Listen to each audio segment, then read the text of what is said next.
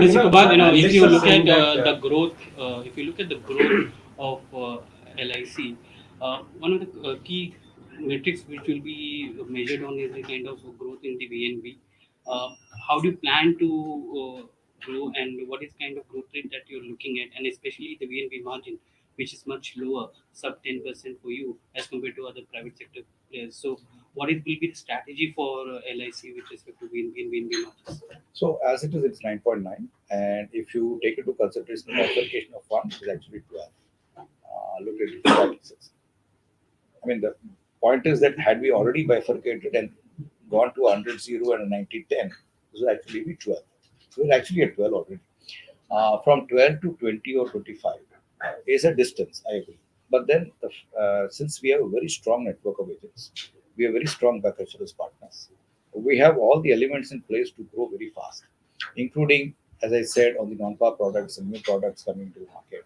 So I don't see any reason why we should not be able to grow the VNB margins much faster than others have, because it has taken them time because they started at zero. We are not starting at zero. We are starting at a quite a big base here. So from that base to take it up will not be so difficult. Mr. Kumar, while you are listed now, you're also one of the biggest investors in the market and market stabilizer as well. How do you see that role going forward? Because now you're listed and invested in the market and market stabilization. See, as the premium income grows and the revenues grow, we will probably be bigger, continue to be big rather in the both in the fixed instrument and the equity part of it. So I think we'll continue to be a major player in terms of the markets. We are, as I said, we are contrarian. So if you look at it from the other side, they believe that if markets are crashing, they will LIC rescue or the, but they don't mind we make profit when the market is up. So we'll continue to be very strong. What is the kind of guidance you have with respect to how much of money that you will be investing in the market this year? Normally, you used to give us that number. I don't have that number today, but then I think whatever we have done in the last year, probably 10-15% over that is what we'd like to buy, and maybe profit also 5-10% more than that. One of the biggest concern which is coming out with the Macquarie report which came in today, it gave you a price target of 1,000, but it said that the risk is with respect to the market volatility which can affect your embedded value. Uh, how do we diversify? I know this question has been asked again, but No, how do we diversify that but risk? but they've said both. Once you say there is a price of 1,000, does it mean the markets are going to correct upwards?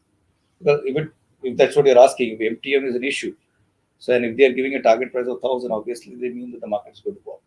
Sir, Mr. Pure Mr. Kumar, protection plan की बात करें जो you have basically had the support of the retail and the policyholders to take the IPO through.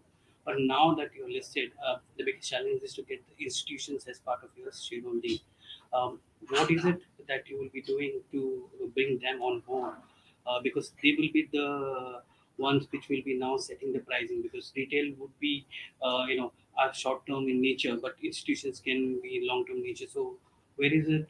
What is it that LIC is doing to ensure? So I think institutions, both domestic and foreign, have a pretty good idea of what LIC is all about and its strength and what it can do going forward, the strength of agency channel, and the fact that we are quite agile in moving to different markets and different products.